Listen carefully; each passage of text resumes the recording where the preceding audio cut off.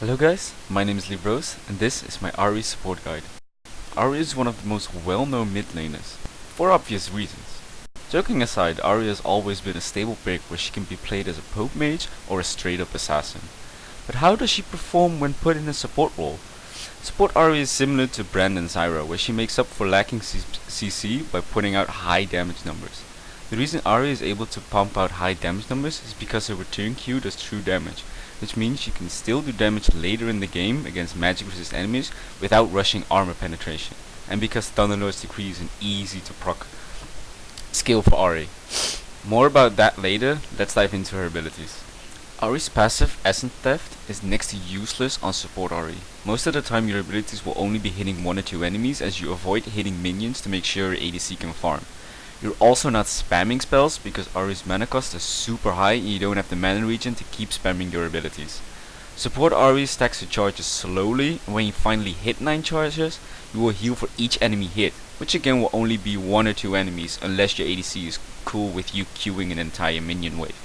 Orb of Deception is Ahri's harassing tool and 2/3 of her Thunderlords combo. It has decent damage level 1 and has good burst damage if you can hit both parts of the Q. Remember that as soon as her Q reaches its farthest point, it will start doing the second part of her Q damage, which means that if you hit enemies with the tip, it will damage twice instantly. Make sure you don't spam your Q too often, as you will run out of mana fast. Be sure you're going to hit your Q, for example after a target is stunned, before you throw out the orb. Let's talk about Ahri's E next, because it's the biggest part in support Ahri's kit. Not only does it set up enemies for your Thunderlords combo, it's also Ahri's only form of CC. Ahri's charm isn't the most optimal form of CC because it's single target, but it's better than nothing and it lasts up to 2 seconds at rank 5, which is pretty good.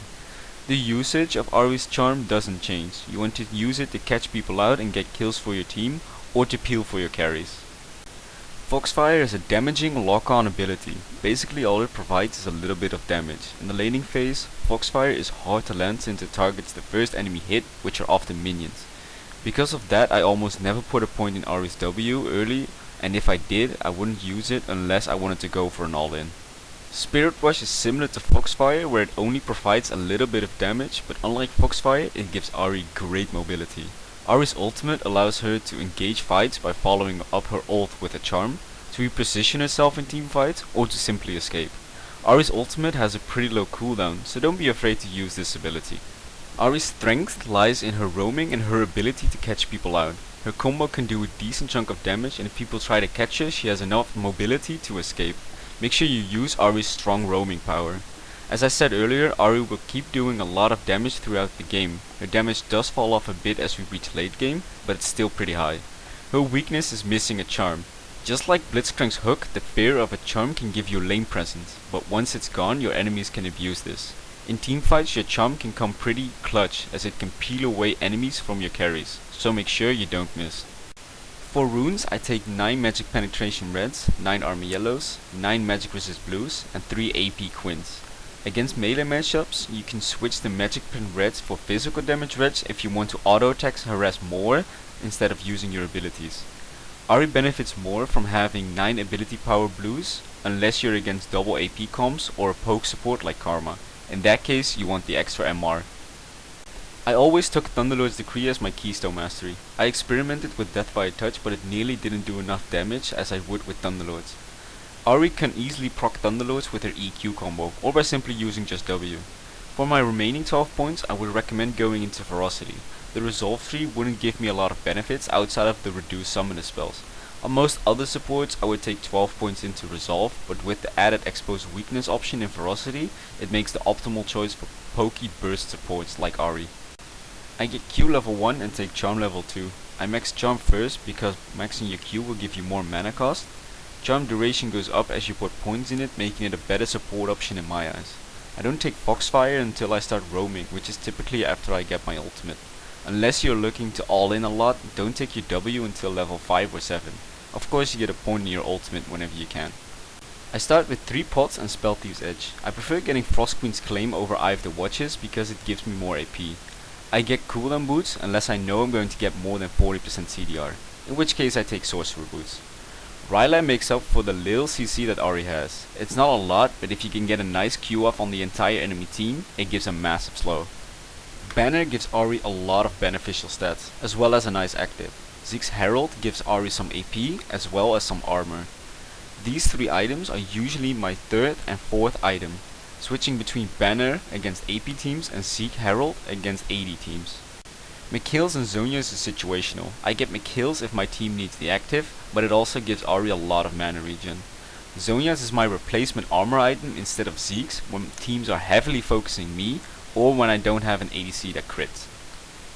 Liandry's is your late game item against tanks, and Magi's gives you the AP you would normally have as long as you're able to stack it. I talked a lot about Ahri's Thunderlord combo, so here's an early game example. Blitz walks up and I simply EQ and auto attack to chunk Blitz to half HP. After Jin's combo we have won the trade pretty hard before Corki could even react. This next clip shows you can easily pick up kills with Charm. Kha'Zix pings that he's on his way and I notice that their bot lane isn't reacting to the gank properly. Because Charm is our only way to catch Corki and he has both Valkyrie and Flash to escape, I make sure to flash Charm so that he has no time to react. Even though the gank isn't completely clean, we still get the kill in the end. Ahri is really good at catching people out. My team is doing Dragon and I'm clearing a ward when I notice Zed is in the area. He face checks us and my team gets a free kill after I hit the charm.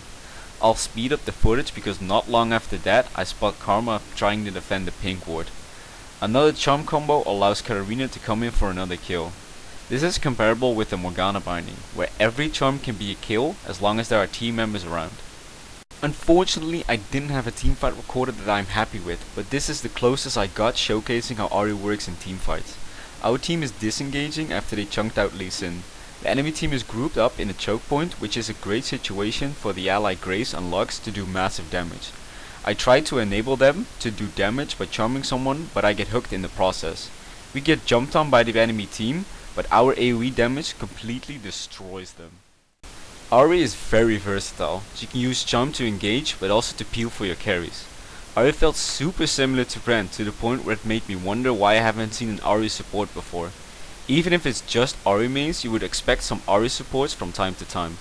I enjoyed playing Ahri a lot and I would personally even pick it in ranked if I felt like it. Because of that reason, I give Ahri an 8.5 out of 10. I think I need to mention that a 10 means that this champion is an actual support. In my grading system, Thresh would probably be considered a 15. Everything below 5 would be horrible and shouldn't ever be played as a support. Everything above 5 would be fun and would actually work sometimes. And everything between 8 and 10 are ranked worthy picks and are able to match up against actual sports. Just like last time, I apologize again for the weak quality of my videos. Right now it's the best I can produce until I'm able to get different equipment. If you want to help me reach this point, be sure to leave a like and a nice comment. It would mean a lot to me. Thanks for watching my support Ahri guide. The next champion will be Akali, which will be an interesting one. But until then, good luck with your future support games and keep on supporting.